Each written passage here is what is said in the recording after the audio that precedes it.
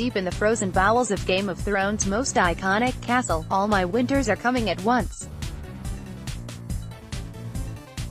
In the gloom looms the statue of poor Lord Eddard Stark, better known to viewers of the HBO blockbuster as Ned, who tragically lost his head.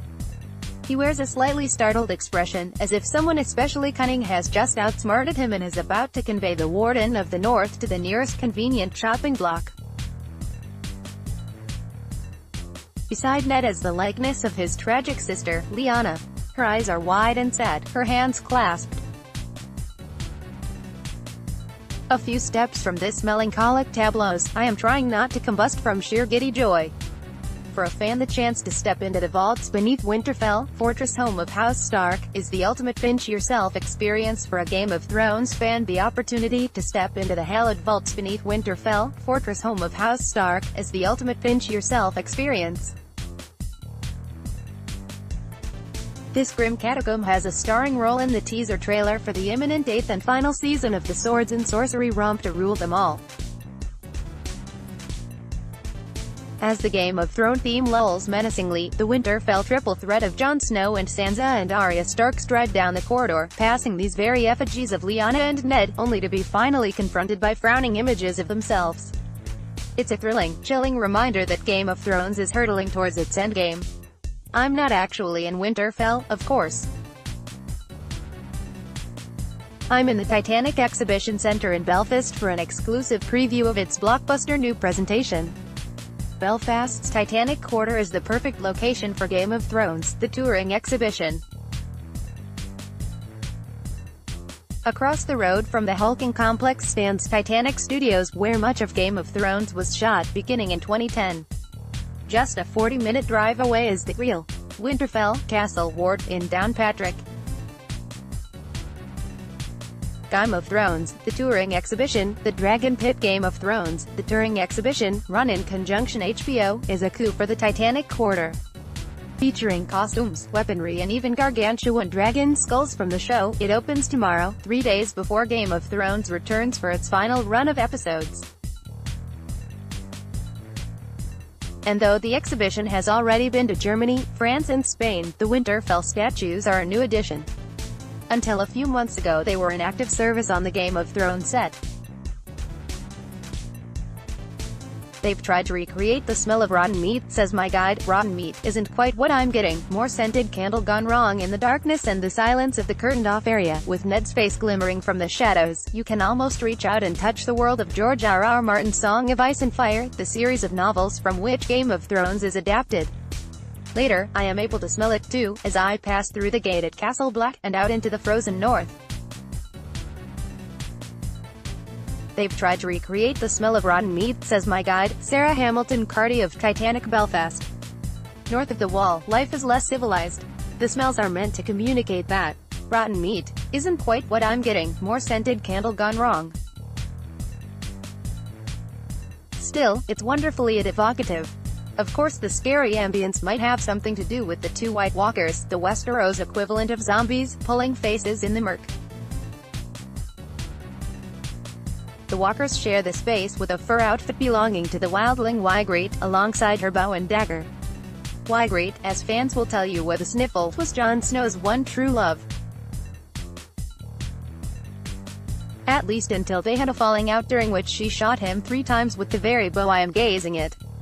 Yes, it was awkward. Every hair on my neck is by now standing up.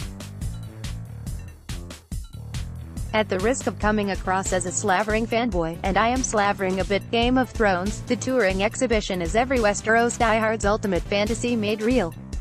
All of the costumes and props were used in the series, and look as if they've been brought here straight from the Seven Kingdoms. The detail is stunning. The tunic of Tywin Lannister, Westeros's Machiavellian genius, features clasps fashioned in the likeness of the Lannister lion. And it bears the hand of the king emblem that Tywin took from his son Tyrion after the Battle of the Blackwater in Season 2. Cheeky Tyrion later got his own back, shooting his dad on the Privy. Game of Thrones, the touring exhibition. Game of Thrones, the touring exhibition, the House of Black and White. In an adjoining room, Arya Stark's tiny urchin's blouse stands beside the hulking armor of Sandor Clegane, aka the Hound. A mock-up of the House of Black and White, where Arya, trained to be a face-changing assassin, is dominated by a huge stone head. I stoop over a small tablet that takes my photograph. A moment later my image appears on the wall of victims of the Faceless Men. Risking a scene, I wave excitedly at myself. 8 years ago, in the Sub-Zero studio across the road, I witnessed the Game of Thrones producer Brian Cogman overseeing a Season 2 scene in which Arya serves as Tywin's cupbearer. Later, still in his imperious outfit, Charles Dance, the actor who plays Tywin, expressed the view that shooting Game of Thrones in Ireland made the show particularly special because of the landscape's mystical qualities. What was clear then and now is the incredible artistry that has gone into Game of Thrones. The series is about more than a twisting, weaving plot and gratuitous nudity, although both are part of the appeal. It is also a testament to George R.R. Martin's intricate world-building and the care and attention with which the drama's showrunners, David Benioff and D.B. Weiss, brought his vision to the screen.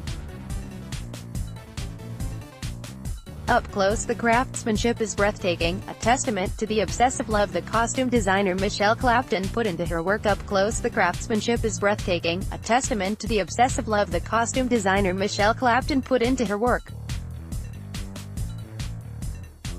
Stopping by Marjorie Tyrell and Joffrey Baratheon's wedding outfits, for example, Sarah Hamilton Carty points out that the stitching in Marjorie's dress, which took 12 weeks to make, resembles a spiral of thorns. That's a reference to the rose sigil, or emblem of her noble house. In a nearby glass display is the golden hand belonging to Jaime Lannister. He lost his original back in Season 3, and the stone eyes placed over Joffrey and his grandfather Tywin when each met a sticky end in Series 4. Next is a miniature rune to the one true king of Westeros, Stannis Baratheon. You know I'm right, his breastplate is emblazoned with the Baratheon stag. Alongside is the red shawl of his trusted advisor, resident religious lunatic, Melisandre. Of the daughter Stannis burned at the stake in Season 5, to gain the favor of the Lord of the Light, there is no sign. Sigh. You can't have everything. Game of Thrones, the touring exhibition, the King's Road Game of Thrones, the touring exhibition, beyond the wall. The scale of some of the pieces is amazing. The Iron Throne of the Seven Kingdoms bristles on the way to the sprawling gift shop. Warning, your credit card may suffer the same fate as the Lannister army when Daenerys swooped in with Drogon the Dragon in Season 7, a mock-up of the Dungeons of the Red Keep in King's Landing features enormous dragon skulls, including a recreation of that of Balerion, the Black Dread, said to be the largest fire breather in the history of Westeros. It's huge. Game of Thrones doesn't really do heroes. As soon as anyone puts their head above the parapet and behaves selflessly, the show is liable to lop it off, literally in the case of Ned Stark and his son Robb. But the two protagonists in whom viewers are most invested are probably Jon Snow, bastard of Winterfell, and Daenerys Targaryen, mother of dragons. Both have pride of place in the exhibition. Several Daenerys frocks catch the eye. First up is one of her mid-series ensembles. It's a ravishing blue gown from her interminable mooch around Slaver's Bay, in Essos. Imagine Mayo's quest for an all-Ireland, only even lengthier and more futile. Behind her is the smock of her handmaid, advisor, best friend forever, Missandei. And, to either side, the metal armor and shields of the Unsullied, Daenerys' supremely loyal private army. Game of Thrones, the touring exhibition, King's Landing Game of Thrones, the touring exhibition, Targaryen Chamber Game of Thrones, the touring exhibition, The Wall at Castle Black. Even more jaw-dropping is the Winter Soldier, caught Daenerys wore as she flew off on Drogon to rescue Jon Snow and his merry men in Season 7. The outfit caused a sensation when it debuted, in August 2017. Vanity Fair dubbed it stunning. Vulture said it was damn majestic.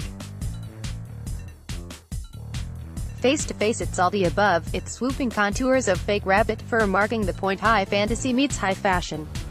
Turning a corner, we're suddenly at Castle Black, where Jon Snow passed many years with the Night's Watch. His black furs are there, alongside his Valyrian steel sword, Longclaw, and Samwell Tarly's equally potent Heartsbane. There's no touching, although a mounted replica of Longclaw is available for selfie opportunities. You can also lie on the floor and pretend you are climbing a recreation of the wall. Conspicuously absent from Castle Black is the IKEA rug Tarly donned in the first series, back when the budget was about as bountiful as Stannis' sense of humor. Conspicuously absent from Castle Black is the IKEA rug Tarly donned in the first series, in 2011. Back then it was unclear whether Game of Thrones would be a hit, and the budget was about as bountiful as Stannis' sense of humor. Against the clock, Michelle Clapton sent an assistant to the IKEA around the corner to secure some black rugs, duly pressed into service in episode 2. Game of Thrones has traveled an incredible distance since then. And, walking the halls of the exhibition, there is a genuine feeling you are cheek by jowl with a juggernaut of popular culture. Season 8 begins on Sunday night, at 2 a.m. on Monday, strictly speaking. Until then, this incredible exhibition whets the appetite.